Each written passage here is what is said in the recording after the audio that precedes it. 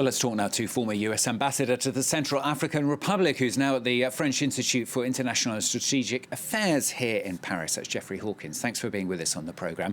Going to start with that issue of the election. Trump once again, pushing this idea that if the Democrats win the election, it will have been stolen from him. How worrying do you think that is?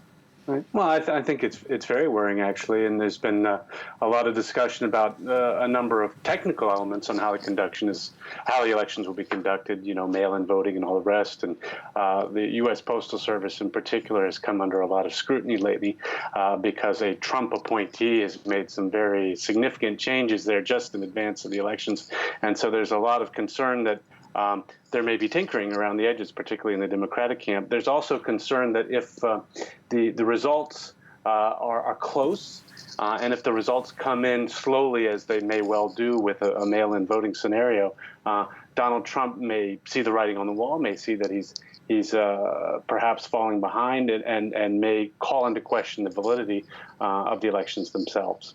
Some of the other things said very divisive as well. We heard lots of people hitting out at Joe Biden, really tackling him and painting as well the Democrats as extreme left all the time. That phrase kept coming up. I mean, he's certainly playing to his base, isn't he? He is. For viewers who aren't familiar with the American system, it's important to note that the party conventions, are when the party turns from the primaries, when they turn from a discussion amongst themselves to address the public at large, to address the wider electorate. And usually parties use that to pivot, to make a case to the other side, to people who might be undecided, people maybe who are going to vote for the other person, but might be able to be brought in. And that's clearly what the Democrats did during their convention.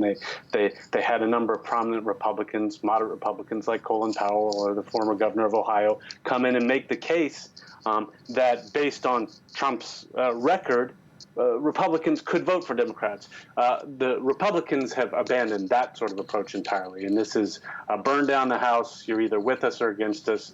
Biden is a disaster. Will be the creature of far-left Marxists. And as Trump said himself, if you vote for Biden, your American dream is dead. And so that's saying we're going to energize our base to the maximum extent, and we're not really going to make a lot of efforts to reach out to anybody else. Another big theme was the so-called culture wars. Nikki Haley was amongst those tackling that. Let's have a quick listen to her. There's one more important area where our president is right. He knows that political correctness and cancel culture are dangerous and just plain wrong. In much of the Democratic Party, it's now fashionable to say that America is racist. That is a lie. America is not a racist country. Again, very divisive comments there.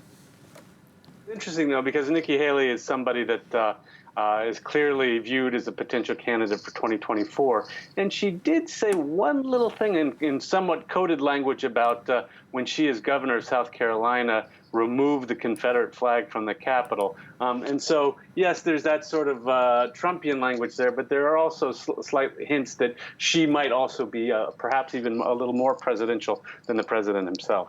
So you think she may swing things back slightly, if you like, towards the left of the Republicans? I think she'd be conservative, but she'd certainly look much more like a traditional Republican candidate than Donald Trump has been. So just summing it all up then, hearing what you've heard on the first day of this convention, let's remember, of course, it carries on. I mean, is this whole way of going about it going to work for Donald Trump, do you think? Well, I mean, clearly they're betting on an approach of you vote for the other guy, it's a disaster, our guy's done great, vote for us is going to work. The problem for Trump, of course, is he's the incumbent. And the situation in the United States, as we all know, is not great. COVID rages on. We've got an economic situation that's pretty disastrous. We have a debate about race that's been more intense than anything we've seen probably since the Civil Rights Movement. And I don't think Donald Trump's really on the right side of a lot of those issues. And if you look at the polling data, for example, 70% to 25% of Americans feel that the country's not in the right direction. When you're the sitting president, to have that kind of polling data staring you at the face is pretty daunting. Let's not forget, though, that Trump does have a very motivated base. He's got the power of the incumbency, even if, in some ways that works against him. And he certainly surprised everyone in 2016. So I don't think anyone is counting him out, but he's got an uphill battle. Good to talk to you. Thanks very much, Jeffrey Hawkins, joining us there. Thank you.